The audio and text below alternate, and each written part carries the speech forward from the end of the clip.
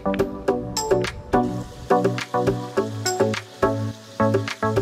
nakita akong bala ng shotgun.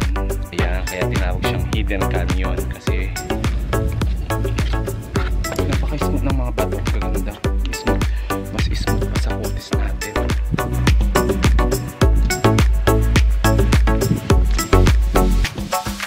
Hello guys! Good morning and welcome back to another vlog. So mahaba-haba ngayon ang galaan dito sa Saudi Arabia dahil long weekend at sineselebrate nila ang kanilang 93rd Saudi National Day. So sa ating second home at mga kaibigan nating Saudi, happy Saudi National Day sa inyong lahat. And for sure mamaya traffic ang mga kalsada dahil sineselebrate nila ng todong-todo ang ganitong holiday sa kanila, and all out mamaya kaya traffic for sure. And for today's video, pupunta tayo ngayon sa may Mawan Hidden Canyon ng Riyadh. Doon tayo magka-camping. May mga dala na akong mga gamit sa likod ng sasakyan, so doon tayo magluluto and mag-spend ng araw. So samahan nyo ko and libutin natin yung place, and let's go!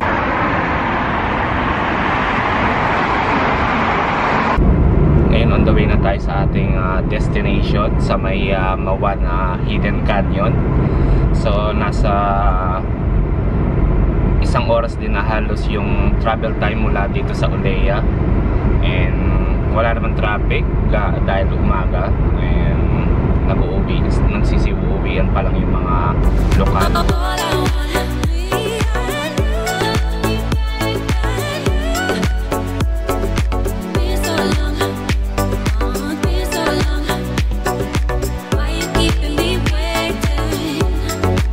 After halos isang oras na biyahe, nakarating din tayo dito, and nandito pa lang tayo sa bungad.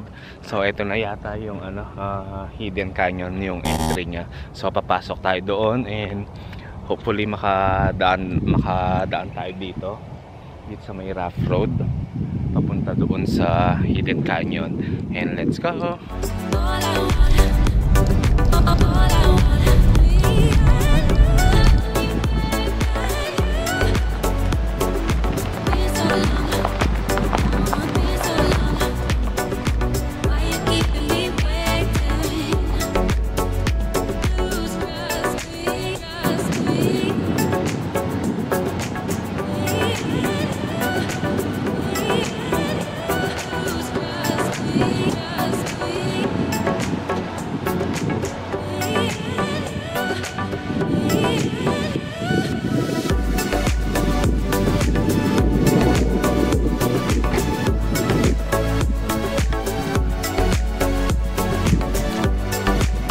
So ayun na, nakarating din tayo dito at napakatahimik na lugar kasi ako lang mag-isa, and may mga puno naman. So mamaya dito tayo magpipwesto para mag-set up ng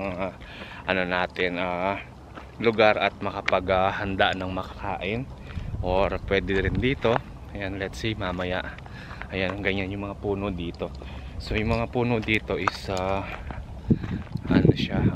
puro tinik yan, matutulis. Ayan, very dangerous, kaya hindi pwedeng dumikit ng todo-todo. Ayan, napakaganda ng landscape kasi bato-bato talagang parang hidden canyon siya talaga. So papakita ko sa inyo.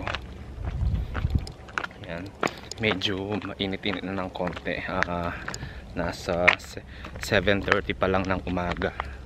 Ayan, ganda. Malinis naman. Ayan, solong solo. Ayan, ayan yung kotse dun sa likod. Yung daan papasok dito sa mismong Hidden Canyon, meron namang rough road, bato-bato, kaya naman ng sedan. So yung mga bato hindi naman ganong kalalaki or katalas, so mas maigi pa rin na ingat pa rin at very slow lang yung pagdadrive para makapasok at hindi perwisyo yung sasakyan kasi nga mabato. Ayun, ay ang ganda. So ayan, so ngayon wala siyang tubig Kasi dry season ngayon. Ay, may konting tubig pa rin siya dito sa banda, oh. Dito banda may konting tubig pa rin. So pag umulan, nagkakaroon ito ng tubig na halos napupuno ito, na based dun sa mga nakita kong picture sa Google Map. Kasi nagiging catch basin ito pag tag-ulan. Ang ganda ng mga bato, ang kikinis. So ayan, dito, oh. Dito may tubig. Ayan. So mamaya magpipicture-picture tayo dito para meron tayong ipopost sa Instagram. Hindi ko lang alam kung paano makababa dito, or try natin makababa mamaya para meron tayong picture ng maganda sa baba. Ayan.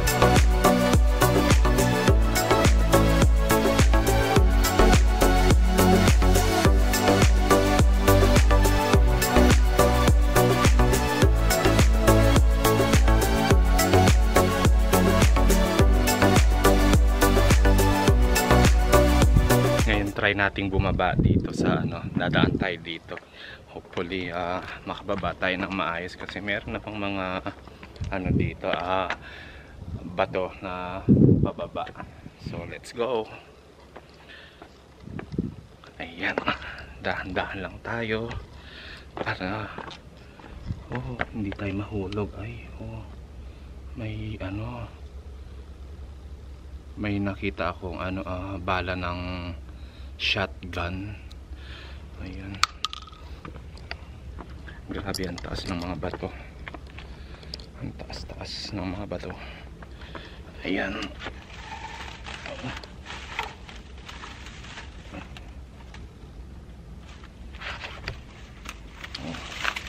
ayan, grabe taas ng mga bato.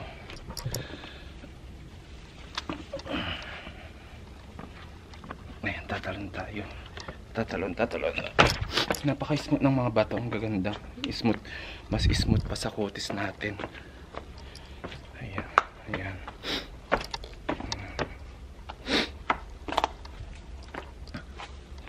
So ayun, nakababa din tayo.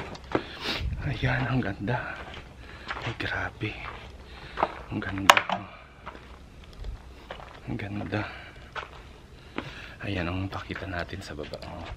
Ayan, kaya tinawag siyang Hidden Canyon kasi nakatago siya. Ayan, ang ganda. Pasyal natin kayo dito sa banda. So ngayon dry na dry, may ibang part lang na may tubig. Ayan. So pag umulan, especially pag nagpapalit ang klima, nagkakaroon to ng tubig. Ayan. Grabe, ang ganda pa siya, ang haba. Kaya meron doon. Sinipon ako. Ay. Ganda ng mga bato. Nakakatakot nang pumunta doon, pero try pa natin. Aray. Try natin dito para makita. Ayan, ang ganda din dito.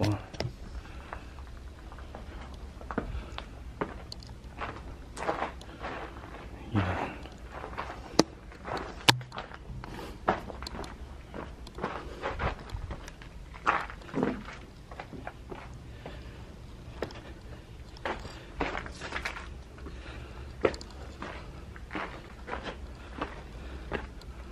So ayun, dito tayo umakyat kanina doon.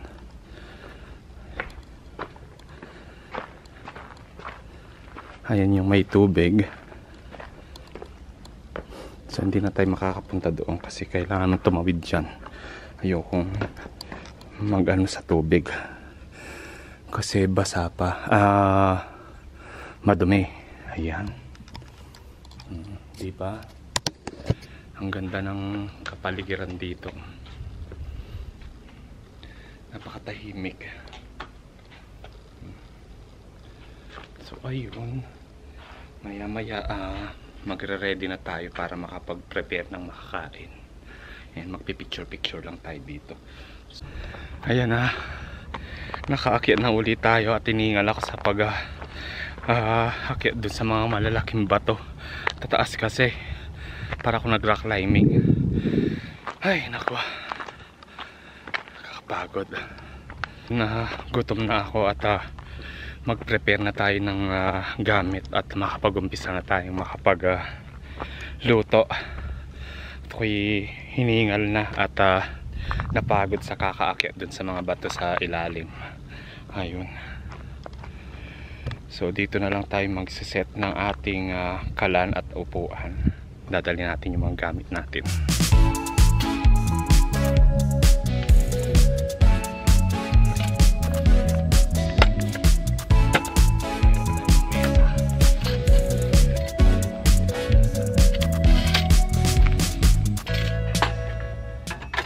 Mag-set up muna tayo.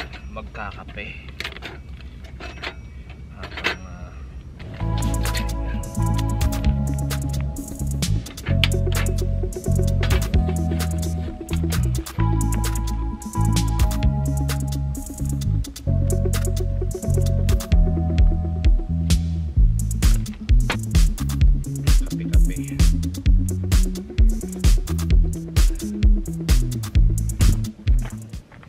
Magsaing na tayo para ready na yun.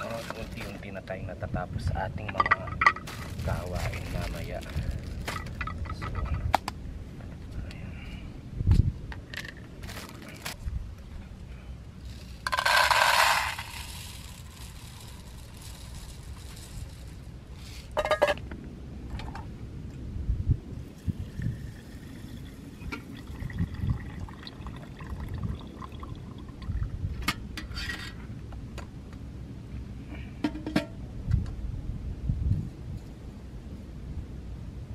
Nakasalang na ang ating kanin, so mamaya ano naman ang lulutuin natin.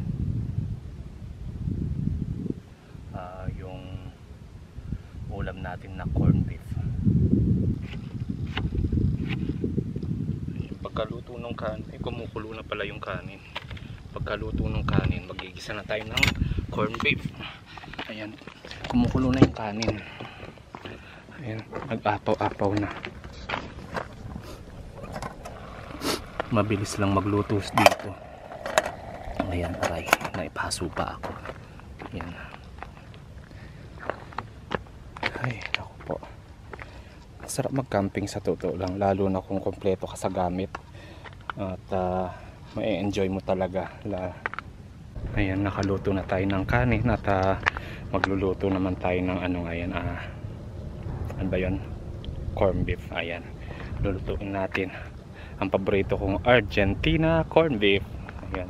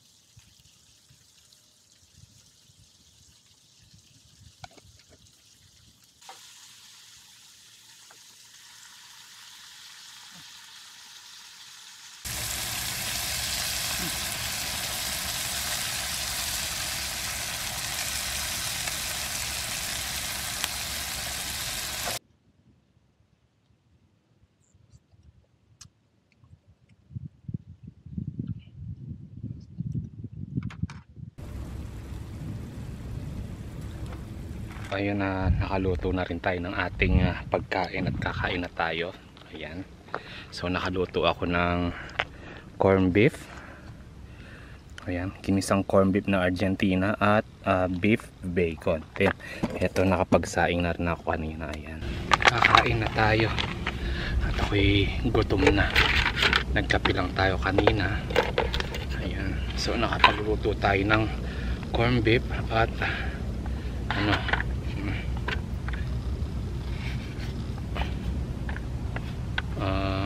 bacon.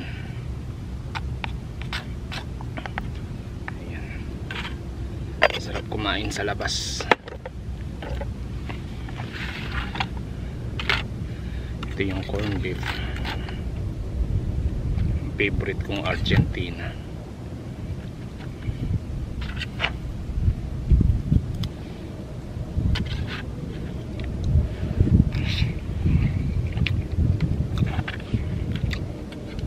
napakasarap.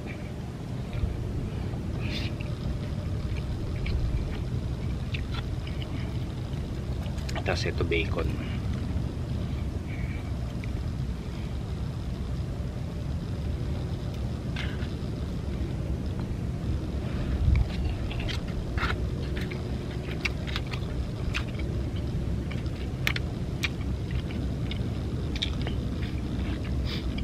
So kumain. Tapos na tayong mag-lunch. At ako'y busog na kasi pinilit kong ubusin yung niluto kong kanin at corn beef kasi sayang naman kung itatapon pa at ayoko naman kasing iuwi na gawa ng kukunti na lang din naman. So ayun, ay napakasarap kumain dito sa labas kasi presko. Kahit may araw dito sa lilim, napaka-presko kasi yung hangin hindi mainit at tamang weather na para sa ganitong activity dito, ang mag-outdoor camping. So sulit talaga at medyo malayo-layo lang ito kasi nasa halos 1 oras din ang biyahe.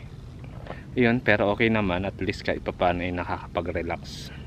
Okay guys, pack up na ako at tumataas na ang araw, so unti-unti na akong nawawalan ng lilim dito sa aking pwesto, and nakaidlip pa din ako ng konti habang nagpapahinga kasi nakaramdam ako ng antok after kong kumain. So I hope guys nag-enjoy kayo sa aking